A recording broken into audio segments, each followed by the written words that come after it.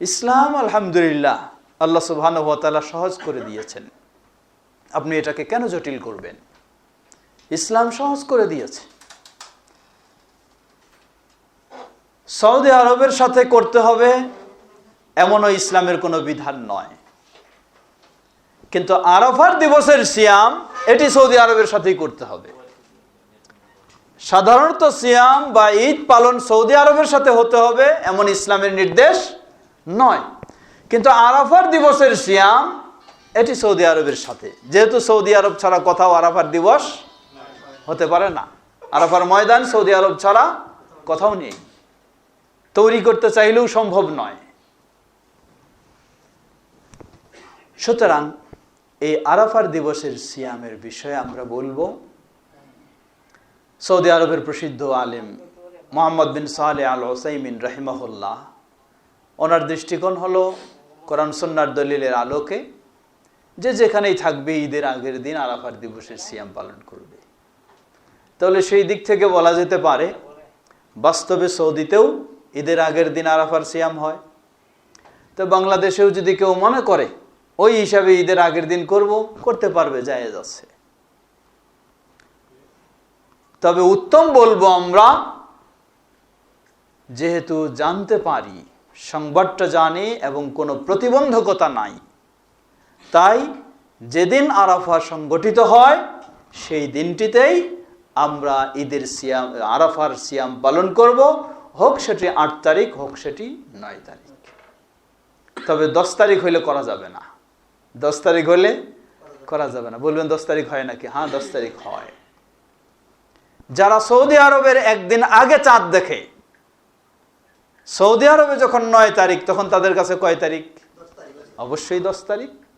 তাহলে তাদের ঈদুল আজহা।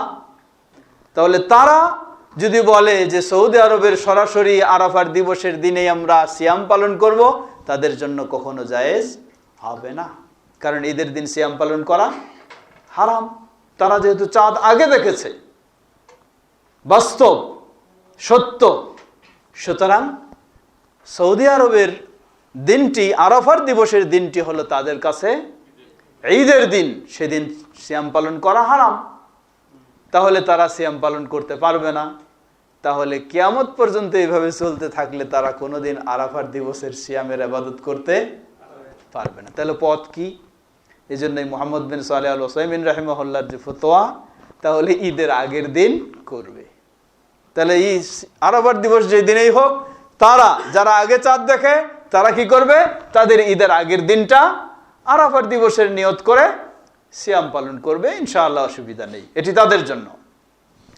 আমরা যারা সৌদি আরবের সাথে যারা চাঁদ দেখে অথবা সৌদি আরবের পরের দিন দেখে, তাদের জন্য উত্তম হচ্ছে যেদিন আরাফার দিবস সংগঠিত হচ্ছে সেদিনেই তারা সিয়াম পালন করবে।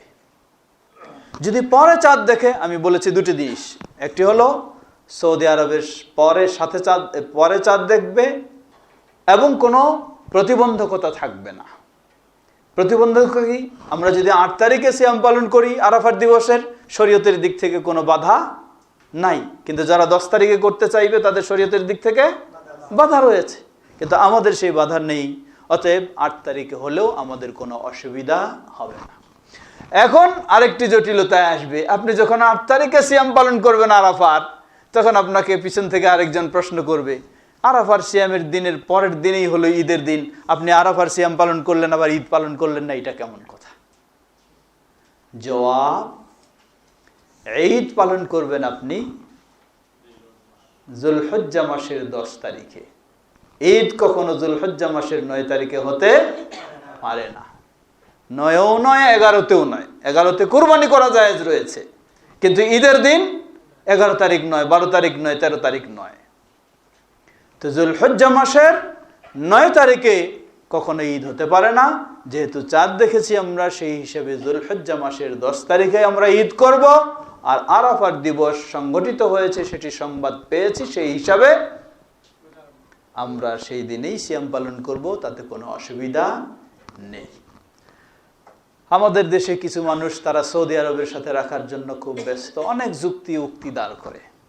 বলে যে এটি ওআইসির দেশগুলি এখন সব ঐক্য হয়ে কি করতেছে, সিয়াম পালন করছে, এই যুক্তিও দেখায়। ওআইসির 50টা বা 55টা এতগুলি দেশ এইভাবে করছে। আমরা বলবো যে এটি একটি বোকা মানুষকে বুঝ দেওয়া ছাড়া কিছুই নয়। বলুন কেন?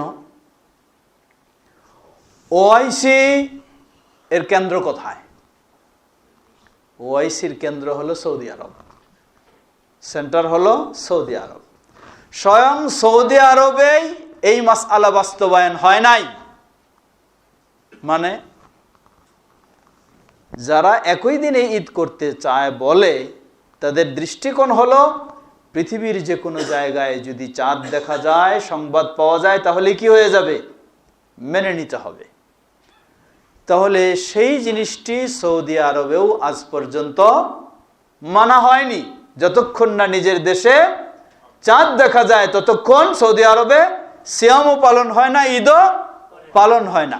তাহলে ওআইসির কেন্দ্র যেই দেশে, সেই দেশে আজ পর্যন্ত বাস্তবায়ন হয়নি, হওয়ারও সম্ভাবনা আশা করা যায় না। আর আপনি ওআইসির দোহাই দিয়ে মুখ তুমুখকে এক করতে চান, এটি একটি বোকা মানুষকে বুঝ দেওয়া ছাড়া আর কিছুই নয়। অতএব আমরা বলবো যে এই সমস্ত বিভ্রান্তিতে নয়। আলহামদুলিল্লাহ, ইসলাম সহজ। এই জন্য আরেকটি বিষয় বলছিলাম, তিরমিজির হাদিস 166 নম্বর হাদিস, হাদিস সহিহ। আল্লাহ রসুল সাল্লাল্লাহু আলাইহি ওয়াসাল্লাম বললেন, ইয়াউমুল ফিত্রি ইয়াউমা ইয়াফতুরুন নাস ওয়াল আদহা ইয়াউমা ইউদাহিন নাস। ঈদুল ফিতরের দিন হলো সেই দিন যেদিন মানুষেরা ঈদুল ফিতর পালন করবে। ঈদুল আজহার দিন হলো সেই দিন যেদিন মানুষেরা ঈদুল আজহা পালন করবে। হাদিস সহিহ, তিরমিজির হাদিস, এবং বিভিন্ন শব্দ দিয়ে বিভিন্নভাবে ইবনে মাজাহ এবং আরো অনেক বর্ণনা এসেছে। তাহলে এই হাদিস কি বলে দিচ্ছে? এই হাদিস বলে দিচ্ছে বাংলাদেশের এই মুসলিমেরা চাঁদ দেখে যুলহজ্জা মাসের 10 তারিখে যখন ঈদ পালন করে, আর আপনি আগেই পালন করে নিতে চাইলে এটি আপনার জন্য শরীয়তে জায়েজ নয়, কখনো জায়েজ হবে না। আল্লাহ রাসূল সাল্লাল্লাহু আলাইহি ওয়াসাল্লাম বললেন, যেদিন মানুষেরা ঈদুল ফিতর পালন করবে সেদিন আপনি ঈদুল ফিতর পালন করবেন, যেদিন মানুষেরা ঈদুল আজহা পালন করবে আপনি সেদিন পালন করবেন। আপনি আগে কেমনে করছেন? অন্যের সংবাদ শুনে? হ্যাঁ, অন্যের সংবাদ শুনে জায়েজ হবে, শর্ত হলো একটা, সব মানুষেরা যদি একসাথে করে। কিন্তু সব মানুষ করতেছে শরীয়ত সম্মত আরেক নিয়মে, আর আপনি করবেন একা আলাদা নিয়মে, এটি সম্পূর্ণ হারাম, জায়েজ নয়। আপনি লক্ষ্য করে দেখুন, সৌদি আরবের বিশ্বশ্রেষ্ঠ ইমাম আলেম শেখ ইবনে বাজ রাহিমাহুল্লাহকে জিজ্ঞাসা করা হলো, এই সমস্ত দেশে যারা সৌদি নাগরিক অবস্থান করে তারা জিজ্ঞাসা করলেন। শেখ ইবনে উসাইমিন রাহিমাহুল্লাহকে একইভাবে জিজ্ঞাসা করা হলো যে আমরা সৌদি নাগরিক, থাকি বাংলাদেশে, থাকি পাকিস্তানে, ভারতে, সৌদি দূতাবাসে কর্মরত, আমরা কি সৌদি আরবের সাথে ঈদ করব, না এই দেশের মুসলিমেরা চাঁদ দেখে একদিন পরে করে তাদের সাথে করব? শেখ ইবনে বাজ রাহিমাহুল্লাহ, শেখ ইবনে উসাইমিন রাহিমাহুল্লাহ তারা স্পষ্ট জবাব দিয়ে দিলেন যে তোমাদের জন্য ওয়াজিব সেখানকার মুসলিমদের সাথেই ঈদ পালন করা, সিয়াম পালন করা। কি আশ্চর্য দেখুন, আপনি আজকে সৌদি আরবের সাথে করার জন্য পাগল হয়ে গেছেন, অথচ সৌদির কোন নাগরিক যদি আপনার দেশে থাকে, সৌদি আরবের শীর্ষ বিশ্বশ্রেষ্ঠ আলেমগণ তারা ফতোয়া দিচ্ছেন আপনার জন্য ওয়াজিব হলো এই দেশের মুসলিমদের সাথে একসাথে পালন করা। কারণ বিক্ষিপ্ত হওয়া, আলাদাভাবে ইচ্ছামতো করা, এটি শরীয়তে জায়েজ নেই। সুতরাং আমরা বলবো যে বিষয়টি নিয়ে বিতর্কে বা বিশৃঙ্খলা যাওয়ার কোনো প্রয়োজন নেই। আলহামদুলিল্লাহ, ইসলাম সহজ। আল্লাহ সুবহানাহু ওয়া তাআলা এর পক্ষ থেকে আল্লাহ রাসূল সাল্লাল্লাহু আলাইহি ওয়াসাল্লাম বলেন, ইয়াসসিরু ওয়ালা তুআসসিরু, তোমরা সহজ করো, জটিলে যাইও না। ইসলাম সহজ করে দিয়েছে। আজকে আপনি উন্নত প্রযুক্তির উপর নির্ভর করে এই সেই হিসাব করে অনেক কিছু করতে চাচ্ছেন। আপনার কি এটি মনে নেই সেই উন্নত প্রযুক্তির আবিষ্কারক যারা, তারাই বলছেন যে এমন একদিন আসবে এই সব কিছু হারিয়ে যাবে, আবার পুরানো সেই যুগের মতো ফিরে আসবে। তখন কি করবেন? যে উন্নত প্রযুক্তির তথ্যের সুযোগ নেওয়াটা শেষ হয়ে গেছে, অতএব আগের যুগের মতো আবার করি, সেভাবেই চাঁদ দেখেই করব, অন্য সংবাদ দেব না। এত সব ইসলাম জটিলতা দেয়নি। ইসলাম এমন বিধান দিয়েছে, আলহামদুলিল্লাহ, সেটি সহজ। সেদিকার যাচ্ছি না, আসুন তাহলে আমরা ফিরে আসি। আবার আমরা আরাফার সিয়াম পালন করব। যখন জানতে পারবো সরাসরি অমুক দিন আরাফা অনুষ্ঠিত হচ্ছে, সেই দিনেই আমরা আরাফার সিয়াম পালন করব। আর ঈদ পালন করব আমাদের চাঁদ দেখে 10ই যুলহজ্জা যেদিন হবে সেদিনই আমরা ঈদ পালন করব। এভাবেই আমরা যুলহজ্জা মাসের প্রথম 10 দিন এর মূল্যবান সময়গুলি আল্লাহ সুবহানাহু ওয়া তাআলার প্রিয় ইবাদত পালনের মাধ্যমে করার চেষ্টা করব। আল্লাহ আমাদের তৌফিক দান করুন।